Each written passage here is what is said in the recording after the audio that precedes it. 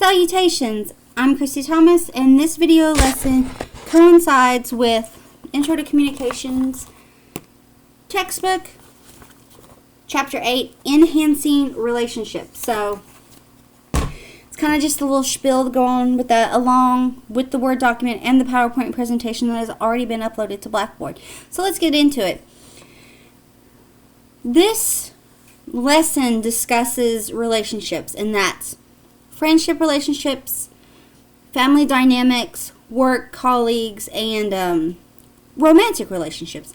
And it talks about, it brings in the 5 stages of communication to each one of them. And then it also talks about managing relationships, and then the dissolution or the breakup. And breakups are not just to romantic relationships. You can have breakups with friends and work colleagues and family members. So when it goes into talking about the post-breakup world, it talks about how we can, conflict that arises, how we can manage conflict, how we can manage the emotional side of it. So just as quick as I can be with my video lessons for this chapter, let's go ahead and get into it. So let's talk about, we're going to start with friendship first. Aristotle states, a soul that resides in 2 bodies. That's the best definition of a friend that the book says. They are accrediting Aristotle with that. A friend is someone that we like and that likes us. We trust our friends. We share our information with them. We share our life with them. So there's 4 stages here that they talk about. There's childhood, adolescence, adulthood, and old age. Now, we can make friends in one of these stages and continue being friends throughout all of these stages. But then it kind of talks even more so about the importance of friendships at these different ages. You know, in childhood, you're learning, you're growing together. You know, adolescence, adulthood, it's really interesting when it talks about the different stages of friends. Then it breaks down, I said, each one of these breaks down the communication principles for a lifetime. So principle 1, 2, 3, 4, and 5 are the same, but it breaks it down per each. So for friendship, with principle 1, which is be aware of your communication with yourself and others. This is knowing your own interests and likes and hobbies and dislikes. That's the first step in trying to expand your circle. You want to be friends.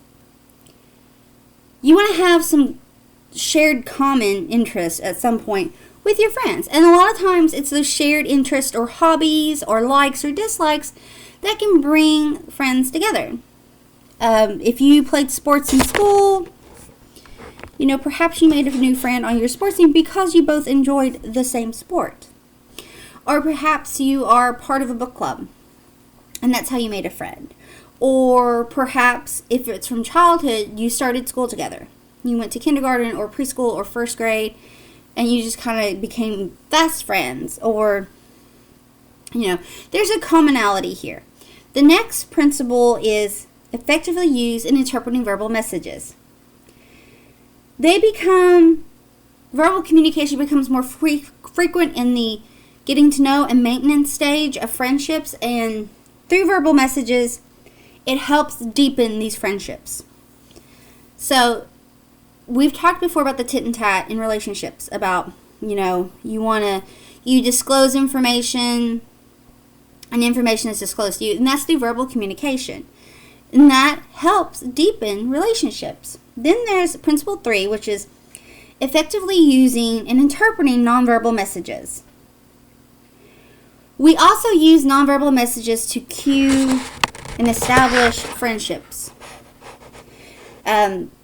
Behaviors in our nonverbal help us kind of clue in if there's a commonality or a common interest in becoming friends, you know. The leaning in, the proximity, the body language, the tone, the pitch, all of that falls under the nonverbal. Then principle 4, I'm using my hands a lot, sorry. Principle 4, and again, if you see me look off, it's because my notes are to the side. So, principle 4 is listen and responding thoughtfully to others. This is a very important, not that they're all not important. This is a highly valuable principle in the friendship realm because it's our ability to listen and respond appropriately. Perhaps you've been friends with someone that in the beginning it was a wonderful friendship, but as the friendship continued, it really seemed self-centered. And what I mean by that is that it never mattered what happened to you or what you said. They always kind of seemed to one-up you. Oh, well, you think that's bad. There was never a sense of someone really listening to you. They didn't really hear you or chose not to listen. So by listening intently and responding appropriately, that really helps strengthen the bonds in a friendship. And then the last principle is appropriately adapting messages to others. We extend different parts of ourselves and communicate differently with various friends. So how you may interact with one set of friends may not be how you interact with another. So perhaps your friends, you have childhood friends that you've been friends with since you were like 4, 5, 6, 7, 8, something like that. Then maybe you have a couple friends that you made while you were in those fun tween teenage years. And then perhaps you have friends that you've made, in your early 20s. Or you have friends that you've made throughout the years through work, and it's various ages. You may interact differently with the friends that you've had since childhood than you do maybe currently with new friends that you have developed. Or perhaps you watch and play your friends with a group that you share hobbies with. So perhaps you talk differently than those with maybe you're on a sports team and interact differently with them. That's what it means by adapting messages to others. We're able to just we adapt and respond differently depending whom we are with. So those are the 5 principles, and we will go over those again in the next one, which is family dynamics. So family dynamics are ever evolving, such as friendships and work colleagues and romantic relationships are ever evolving. The family dynamic is vastly different now than what it was 2, 3 decades ago, 4 or 5 decades ago, 6, 7 decades ago, because that we're ever evolving. So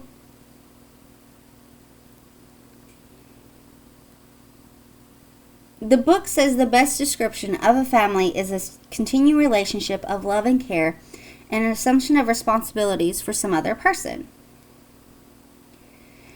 Family relationships are complicated. That's not to say every relationship you have in your family is complicated, but they can be complicated. Just the dynamic that you have with parental units, cousins, siblings, grandparents, aunts, uncles, children, it all can be complicated because, there's the lines of friendship, but then there's also, growing, and they change from the time your relationship with someone in your family will change from the time from when you're little to an adolescent, to a teenager, to a young adult. As you get older, the dynamics also change. That's kind of what they're encompassing here. So the 5 principles with this is be aware of your communication with yourself and others. As we grow up in families, we begin to discover who we are, what we want, what we like, how we feel, and then we also discover how we should communicate with others. Family members have a power to shape our self-concepts and affect our self-esteem, both positively and negatively. And as we get older, it's not even so much as we get older, we can choose to lessen the effects family members have on our lives. That's why I said, breakups are not just for romantic relationships.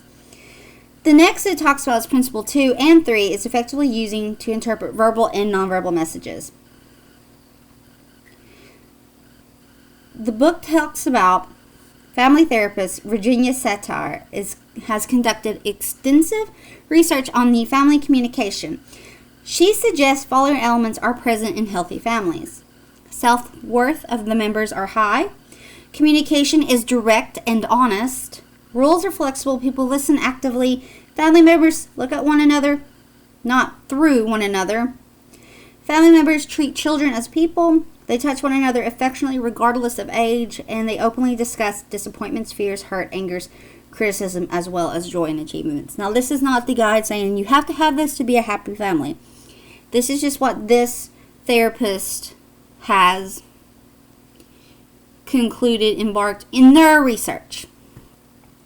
And that's under Principle 2 and 3. So that's the use of verbal and nonverbal. It's kind of being more open and being out there instead of keeping everything bottled in and reserved. In some families you don't get that, and some that you do.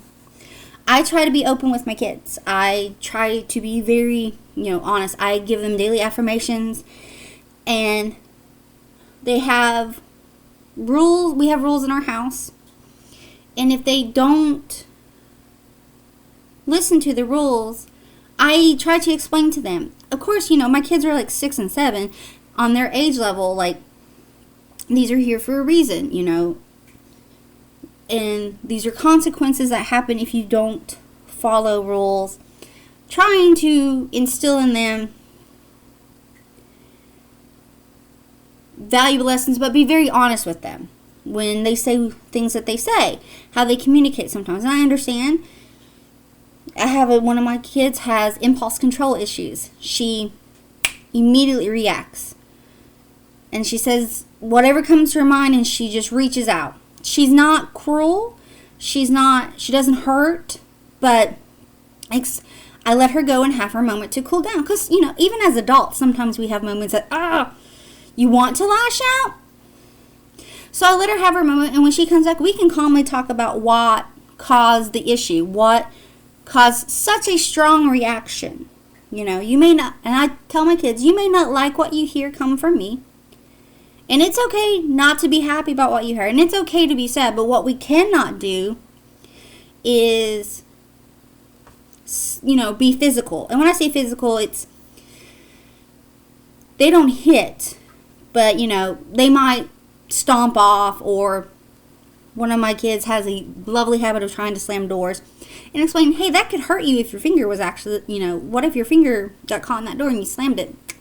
It's just calmly trying to explain the reactions, or if they see something, I just try to be very open. And that's my perspective, my point of view. I'm going on a tangent here. So let's go ahead and move to the next principle, which is 4 now. And this is listening and responding thoughtfully to others. In the family dynamic, I know I like to be heard. And sometimes you talk, and it seems like sometimes people, they're not listening. Like, they're listening, but they're not listening. So, this falls under it as well. It's just, it's just really being open and really listening. You have a plight, you have happiness, you have sadness, you have questions. It's really listening to the concerns and worries or the jubilation openly. And then there's adapting, which is principle 5, which is adapting the message to others. And with this, it's really, you may talk to your mother differently than you talk to your grandfather. You may talk to your child differently than you talk to your sister or your niece, adapting messages. It may be the same message, but sometimes we have to break down how we effectively communicate depending on age, or maybe the generation that they were brought up in, or their listening styles. So that's all with the family dynamic package. With colleagues, work is, all right, principle 1. Well, before we get to the principle, a lot of people, you make friends or work buddies, and I'm sure you've heard, that's my work wife, that's my work husband. So you obviously make connections at work. You may become super close with some of your colleagues at work. You may not. You may just tolerate, but we go on from there. So principle 1 is being aware of communication with yourself and others. When you start a new job, you experience uncertainty, so you need to learn the basics. Where to park, how the functions work at work, how the functions work, how just the whole system operates. And that's any job you're at. Then you learn from there how to do your job well, what is expected from the company, what is expected of employees, what are the parameters of your actual position. All of that is under that principle 1. Via communication. Someone tells you, or perhaps you're asking, do we do it this way, or would you prefer this, file this way? 2 and 3 is the verbal and nonverbal messages. As we interact with people in the organization, you can draw from their verbal and nonverbal cues the effectiveness of maybe how you're doing at the job, or just in response. Okay, you can feed off of the verbal, obviously, because they would say good job, or hey, we kind of would prefer you to do it this way, or here at this company we do, we set our following system up this way. And then you can also read people's nonverbal cues on the effectiveness of your job. Principle 4 is listening and responding thoughtfully to others. This is where it's important to listen patiently, fully, and non-judgmentally at work. You want to hear. We've already done a lesson on listening effectively. You really want to listen non-judgmentally to folks at work. These are people that could help you improve your skill set for that particular job, or just help you with your job in general in the company. So it's listening and not getting. My best example is this: if someone's talking to you and they're telling you, you know it this way, but here it's easier, more effective to do it this way. It's being able to listen and not get mad, like, well, I know what I'm doing type situation. The last principle is adapting messages to other.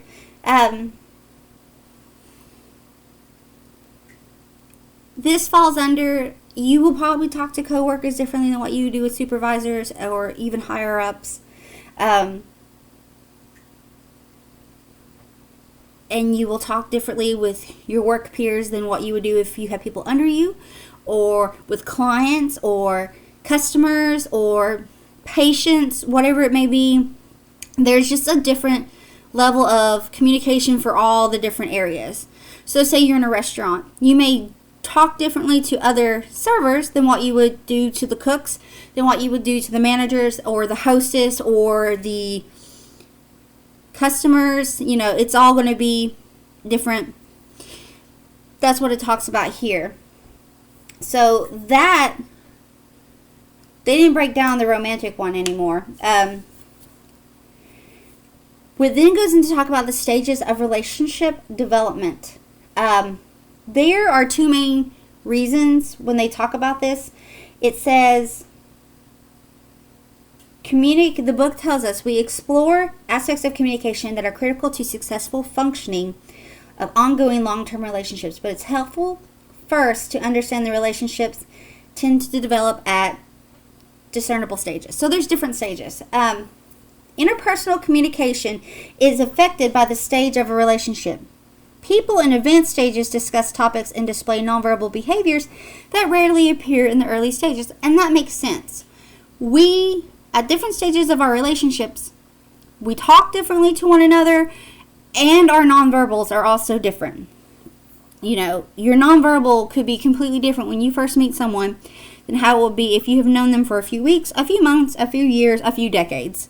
The same way with your verbal messaging in any relationship. Friendship, work, family dynamic, romantic, whatever the case may be here. Then it says that interpersonal communication, that's both face-to-face and mediated, it facilitates movement between the different stages. So ongoing relationships are constantly changing, moving forward. So our communication changes with them. Interpersonal communication moves a relationship forward. This, in the romantic sense, it could be going from acquaintances to friends to romantic partners to committed partners or marital partners, whatever the case may be here. And it also can move a relationship back to an earlier stage, regressing or changing a relationship's definition throughout it. Excuse me. That didn't come out very clear, but, it goes into, and then the book, and I'm pretty sure this is in your PowerPoint as well. This kind of shows you, if you think of relationships on an elevator, you're going to get on an elevator. You're not sure how many floors you're going to go up. You may want to go back down. And I'm sure you've seen in TV or film, or maybe this happened in your life. Maybe you're in a relationship and you're moving forward and someone says, oh gosh, we're moving too fast. Or this is too much too soon. Can we just dial it back a bit? That's going up and then coming back down. Now, from there, we're going to move into the relational escalation. Mark Knapp and Anita Evangelisti are two communication scholars that developed the model of developmental stages within relationships. Relational escalation occurs in 5 stages. So, stage 1 is the pre-interaction awareness stage. This is where you're becoming aware of one attraction to another person and observing that person, but not actually interacting. So this is like kind of where the interest begins. All right. Then there's the initiation stage. This is the first contact. This could be a verbal, hey, how's it going? Maybe a sly run into that person. Or maybe it could be like a direct message. But this is the initial first contact with the person you want to create a relationship with. So this is usually initiated by asking and answering questions. The next is the exploration stage. This involves more in-depth interactions. So there's not a whole lot of physical contact at this point, the book says, and the relationship is beginning. You're getting to know information. So you may not have a lot of like in-person interaction. This could be, think of the stage where you're sending a lot of messages via text or a direct message or something, just kind of scoping it out, so to speak. Then there's the intensification stage. This is where the partners begin to depend on each other for self-confirmation. This is confirmed by one or more shared activities, more time spent together, more intimate physical distance and contacts, and personalized language. This is where you're actually interacting more with the person. And you're like, oh, well, we may have plans later. Or maybe you start going on dates more or hanging out more. Like you get together and you listen to music, or you watch movies, or you have dinner, or you're having lunch, or you're just like maybe you're just physically seeing each other more. There's more interaction going on here beyond the, hey, what's up, via text or, a person. This is just where you're moving further in the relationship. Then it talks about the top level is called the intimacy stage. This is the stage where partners provide primary confirmation of each other's self-concept, characterized by highly personalized and synchronized verbal and nonverbal communication. This is kind of where the commitment comes forward. Hey, so I think we should make this official. Or hey, this is where you actually are saying, we are in a relationship. Whatever the defining walls that you call a relationship, you have defined it with this person.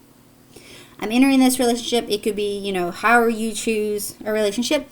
But it's both parties agreed that you're in the perimeters of the relationship that you choose. Okay. That's a nice and tidy, pretty, wrapped in a box with a bow definition model of a relationship. But sometimes it's not pretty and wrapped in a box. So those 5 stages again is pre-interaction awareness, initiation, exploration, intensification, and intimacy. They then talk about the relational de-escalation, because sometimes that happens. And it's, like I said, it's not just romantic. So the first of this is called the turmoil or stagnation stage. This is the stage characterized by increased conflict. There's less mutual acceptance, tense communication climate, and an unclear relationship definition that causes relationship to lose vitality. Partners begin to take each other for granted, and communication and physical contact decline. So conversations become more tense and difficult in this stage. Perhaps feeling of boredom start to set in. Communication, physical contact is lessened, it's decreased.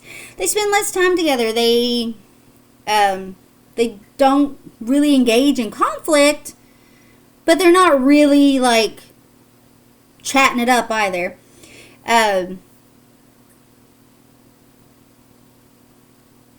People in a stagnating relationship can go through the motions of an intimate relationship without the commitment or joy. But stagnating relationships can be salvaged, they can be repaired, redefined, and revitalized for the relationship. That's if both parties want to move forward. Now, if that's not the case, that's not the case. The next it talks about is the De-Intensification Stage. This is a stage involving significantly decreased interaction, closeness, and dependency on one's partner for self-confirmation. This is perhaps when the partners are actually discussing the definition of the relationship. Perhaps one wants to move forward, one does not want to move forward, so they're kind of backing off. The future is in question for the couple, and they assess each other's level of dissatisfaction. Then there's Individualization Stage. This is when partners define their lives more as individuals and less as a couple. So this is basically the partners are no longer turning to each other for self-concept confirmation. They have started to separate and go into their own ways. Or back to their own ways is another way to go about it. Physical intimacy is super low. It's almost non-existent. Nonverbal distance is easily detected. There's not the closeness. There's not the connectivity. It's very much, I am me and you are you, and we are on our paths. It's no longer a we at this point. Then there's the separation stage. This is the stage which individuals make an intentional decision to minimize or eliminate further interpersonal interaction. So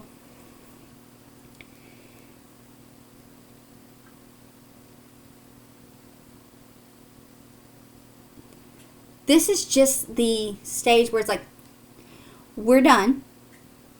We're separated. If you think there are friends that have done this, romantic partners do this, roommates do this, you choose not to interact with each other or have as minimal interaction as possible. The book talks about married couples or romantic couples that maybe share custody of children. You may still attend like family gatherings, or you may go to a place for your child, like a sports or a school activity or something, and it's noticeable that the unit is no longer together. This is where like dividing property happens, resources, friends, interactions are increasingly tense and difficult, especially if there has been a close intimacy. Okay. The final level of this stage is post-interaction stage, and this is the bottom or final stage in relational de-escalation, which presents the lasting effects of a relationship on the self. So this is where it's been like, it's official. You are apart. We are never ever getting back together, to quote Taylor Swift. Like, they have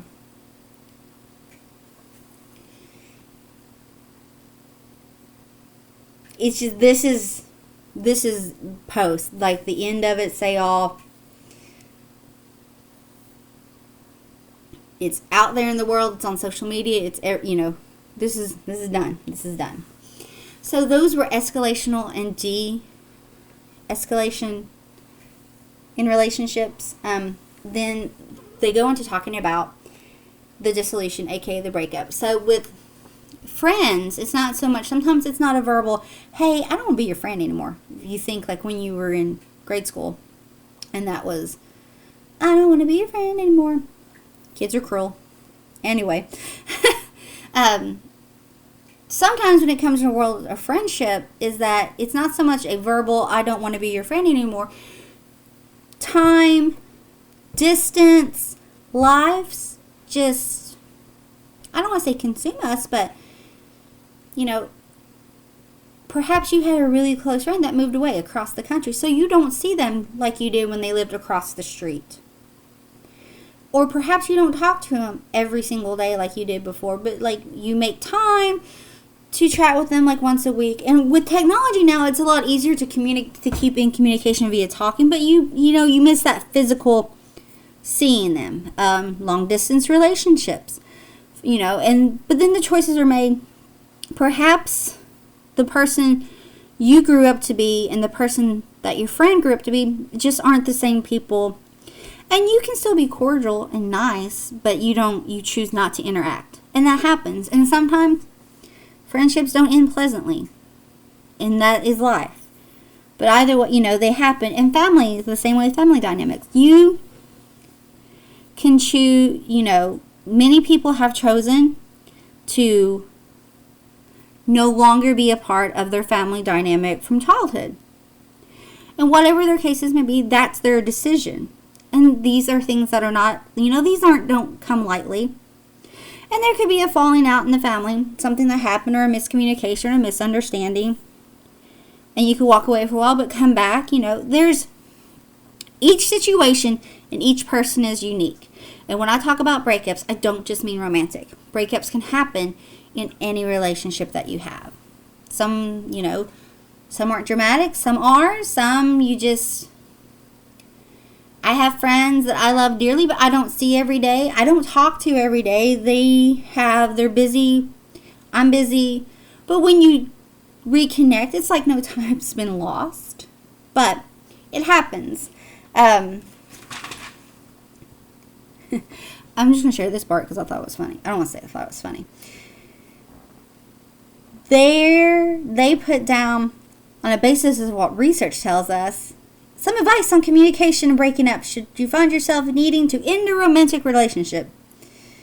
Don't be a ghost. How many times have you heard, oh, they've been ghosted? And they even have shows about it, or catfishing. Give the other person a chance to respond. Use a mediated channel to end a relationship. Make it easier on the dumper, but it's terrible for the dumpee.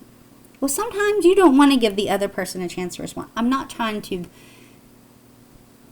disregard the book. I just thought these were interesting. Do it face to face. Well, yeah, but sometimes maybe you don't want to see the person face to face when you're like, it's done. Peace out. Bye. It says avoid the line. Let's still be friends. I get that because it's hard. Sometimes one person wants to be more than friends when the other one not so much. So by using that line, sometimes you're giving false hope or you're just dragging it along. Avoid the dreaded, the tribe. It's not you, it's me. Yeah, that's always a fun one. And then it says, don't use the infamous timing explanation either. It's just not a good time for me right now. That's what the book says. I just thought those were interesting to talk about. The book then goes on to kind of just talk about communication after a breakup. And I'm not going to get into depth on post-breakup communication, any of that actually. I just really wanted to touch base on the principles dynamic of the relationships. Like, really from the 5 principles, it's break it down. It doesn't matter if it's a friendship, a family, a work, or a romantic relationship. It's the ability to communicate. Let me get back to the right page so I can really break this down. It's being aware of yourself and others. Know who you are, know what you want, know your likes, your dislikes. And that's in any, dynamic. Effectively using verbal and nonverbal messages. By using nonverbal, we can convey how we feel and what we want, what we desire, what we don't like, all that can, no, or, yeah, come on, give me hugs. Like, obviously, if you tell my videos, I'm expressive. I use my hands a lot. I use my face a lot. I can verbally tell and I can verbally not tell. Like, I'm still working on the mom eye, though. I'm not very good at it. Growing up, I don't know if your parental unit had, like, the look, and you're like, ooh, I better get it together. I'm not very good with that. Or my kids just choose to ignore it. And that could be their message to me, is that they're ignoring me. But, all that falls under the verbal or the nonverbal. I can say, hey, I want you to do this. Or in this house, like I said, I have rules in this house. And the rules in my house are really pretty simple. I tell my kids, all you have to do is clean a mess, you get it out, put it up. You got trash? There's a trash can. There's a reciprocal for that. Clean up your living space. And you can only have food in like 2 areas of the house. I say that because I don't want to find random food packages in their bedroom. And then we have a list of things that if they want electronics of the evening, which usually during the school week we don't do a lot of crazy electronics just because by the time I get everyone's homework and want everything done, there's not a lot of free time. But like they have, have you done your homework? Have you done reading? Have you done writing and phonics, Because like I said, I've got, I said 7, he's 8. An 8 and 2 6-year-olds. So we have a list of things that we need to go over on a daily basis because we're playing catch up with school, as so many of us are. All that falls under the verbal, nonverbal, Being able to move forward in relationships or move back in relationships by basing it off our verbal and nonverbal. This is work, family, whatever, I have set these bounds up. If you can't respect my boundaries, then I don't want you around, in the family sense. Or, someone say, you're doing an amazing job. Hey, I really like what you're doing here. That's very effective. Can I give you a bit of advice to make this part of your job a little bit easier on you? Yes, I would love to hear that. I don't want to talk right now. Anyway, I'm rambling. Principle 4 of all of these is listening effectively to others. We've done the chapter on listening effectively, but it's just having the ability to non-judgmentally listen. We may not like what we're hearing, but it's the ability to fully listen and hear what people are saying, and being a kind listener. Because in relationships, sometimes people just want to be heard. They don't want to be fixed. They don't want advice. They just want someone to be like, listen to them and really hear what they're saying. And then last is adapting your messages to others. And in any relationship, this is where listening comes in, to know how to respond effectively and efficiently. You're going to change your message depending on whom you're talking to. I will talk to my friends differently than I talk to my kids. I will talk to my children's teachers differently than I may interact with my family members. It's just it's adapting your message to who you're talking to and the tone of your message. This is a high energy, emotional conversation.